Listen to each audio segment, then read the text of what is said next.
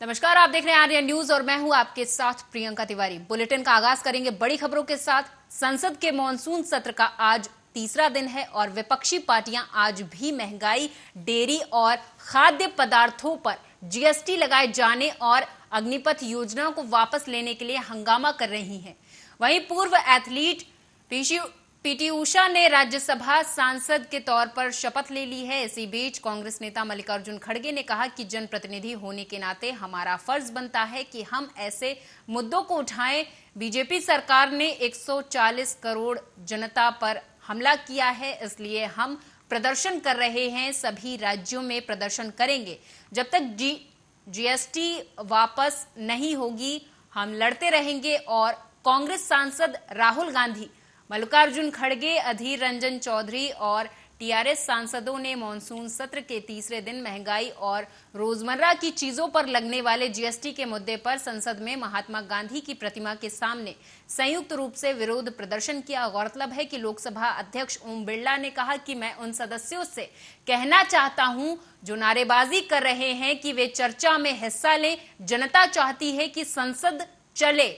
हालांकि आपके राज्यसभा सांसद संजय सिंह ने नियम 267 के तहत स्थगन प्रस्ताव नोटिस दिया, जिसमें खाद्य पदार्थों पर बढ़े जीएसटी और बढ़ती महंगाई पर चर्चा की मांग की गई है।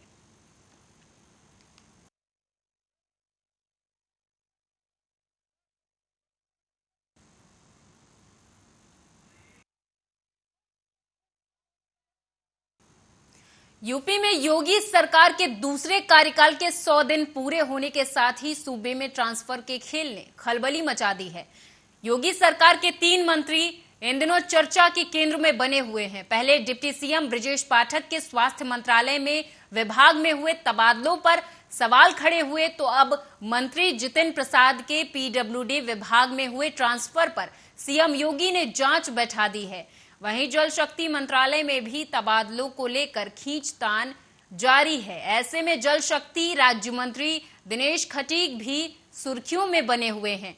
जितिन प्रसाद के मंत्रालय लोक निर्माण विभाग में 350 से अधिक इंजीनियर्स का तबादला हुआ था। पीडब्ल्यूडी के करीब 200 अधिशासी अभियंता और 150 से अधिक सहायक अभियंता का तबादला हुआ है। पीडब्ल्यूडी विभाग में हुए तबादलों पर सीएम योगी ने न सिर्फ जांच बिठाई, बल्कि जितिन प्रसाद के ओएसडी अनिल कुमार पांडे भी नप गए हैं। भारत सरकार से प्रतिनियुक्त पर आए अपर सचिव अनिल पांडे के खिलाफ विजिलेंस और जांच विभागीय कार्रवाई की भी सिफारिश भी सरकार ने कर दी है।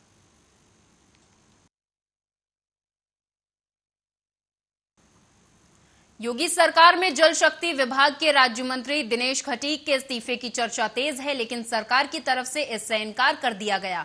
बताया जाता है कि जल शक्ति विभाग में तबादलों और हस्तिनापुर में अपने समर्थकों पर एफआईआर लिखे जाने से राज्य मंत्री दिनेश खटीक नाराज हैं।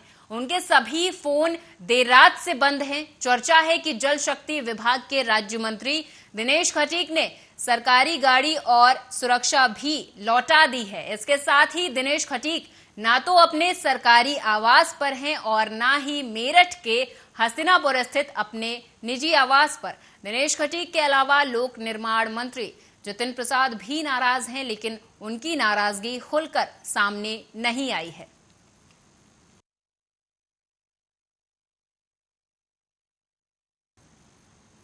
तो वहीं राज्यसभा की नई मनोनीत सांसद और पूर्व Olympic track and field athlete PT Usha ने बुधवार यानी कि आज उच्च सदन में शपथ ली। उन्हें राज्यसभा अध्यक्ष वेंकैया नायडू ने शपथ दिलवाई है। पीटी उषा ने 1984 ओलंपिक खेलों में चौथा स्थान हासिल किया था।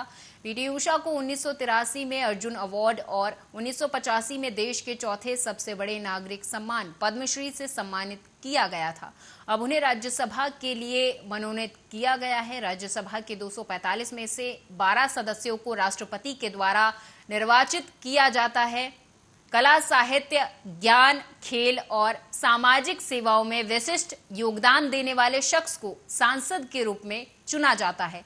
इन सांसदों के पास से राष्ट्रपति चुनाव में वोट डालने का अधिकार नहीं होता है। राज्यसभा के मनोनीत होने वाले पहले खिलाड़ी महान क्रिकेटर सचिन तेंदुलकर थे।